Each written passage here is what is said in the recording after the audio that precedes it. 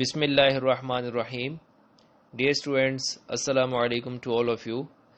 I hope that you all are fine, happy and fresh. This is your science teacher Muhammad Mashood Khan, and we are going to start the topic from the chapter, that is chapter number 11, the environment. But before we go to the today's topic, let me recall the previous knowledge first. In this chapter we have discussed about the environment and its factors. That what is environment? We said that environment, all the things around you are called the environment. These things can be living and non-living. So these are the two factors of the environment. The one is called the biotic factor and the other is called the abiotic factor. Biotic contains all living things, and abiotic factor contains on non-living things. For example, in biotic factors, all plants and animals and humans come because they are living, and abiotic, all non-living things are included like air, water and soil. Then we studied about the woodland habitat. But in woodland habitat, first we discussed about that habitat, that what is a habitat. So we say the particular kind of animal and plants live in a environment which suits them the most. So the environment which suits them the most, where they are living, is called their habitats. So woodland habitat, we discussed the woodland habitat. Then woodland habitat is the one like the animal, plants and all other organisms. There are a lot of species living in. So this woodland is divided in the 4 layers. One is called the canopy, that we call is the tree layer. The other is the shrub layer. We have then the field layer, and then fourth one is the ground layer. So animals and plants are different organisms. They live in all these 4 layers, and they do interact with each other. And then we discussed about the river habitat. Just like the woodland habitat, like the animals and the birds or the organisms which are living in these 4 layers were the woodland habitat. So same is the river habitat. Some of the living things are living inside the river, and few of them are living outside the river. So they also do interact with each other, and these are called the river habitat. So today we are going to discuss about the desert habitat. That what is a desert habitat? So it says deserts are places that don't get much rain and are very dry. They can be either hot places or cold places. So before going to the desert habitat, we have in this first line we have discussed about that what is a desert. So desert is a absolutely dry place where it get a very less amount of rain, and it can be either a very hot place or sometime it can be a very cold place also. So because desert don't have much water, animals that live in the desert are able to conserve water and keep their body temperature at the right level. Like this is the characteristic of the animals and the plants which are living in the desert, that naturally they are built in such a way that they can store their food inside them.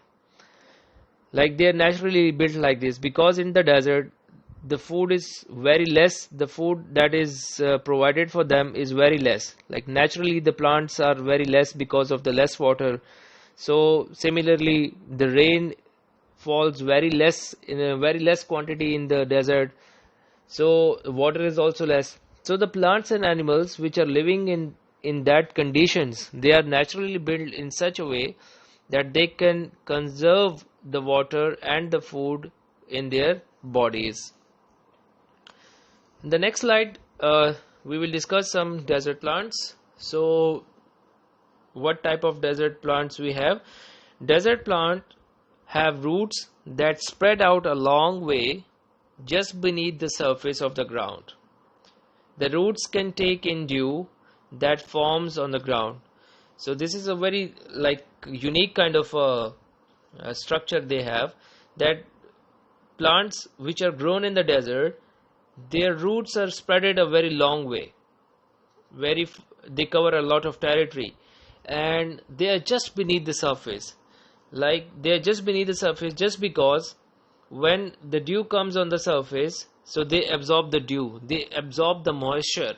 So from absorbing that moisture, they can get their desired water, and they can survive in such conditions. So that is why the desert plants have very long roots, and these roots are just beneath the surface. And dew is the one thing, like in the evening and at the night, you will experience that there are little droplets on it. So these little droplets of water is basically the dew. Like in the morning, if you visit the fields, if you go in the grassy and you just take off your shoes, so what will happen, you will experience that you will be thinking that this grass is watered by someone, but that is actually the dew.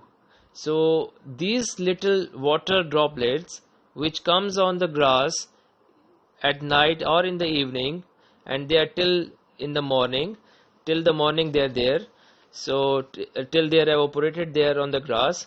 So this is basically the dew which is absorbed by the roots under the surface.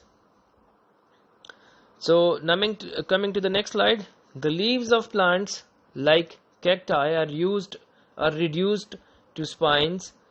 This cuts down the surface area, so less water is lost through evaporation. Water is stored in the fleshy green stem. The stem has a waxy surface to keep water inside. Like this is something about the structure of the plant. As you can see in the picture, the desert plants, they are long stems, like they are rod like shape. Their surface area is not that much big. They are not directly exposed to the sun that much.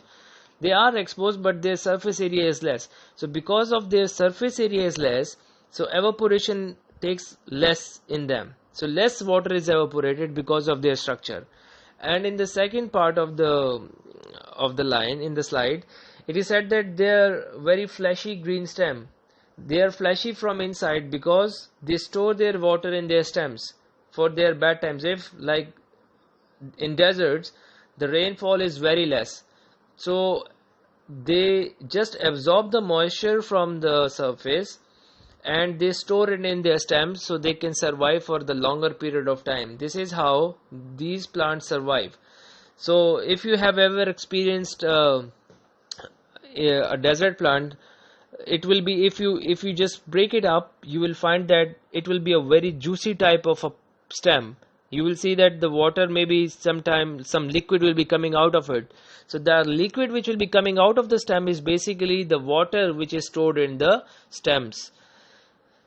Then in the next slide, there are some desert animals also. Like desert animals are the one.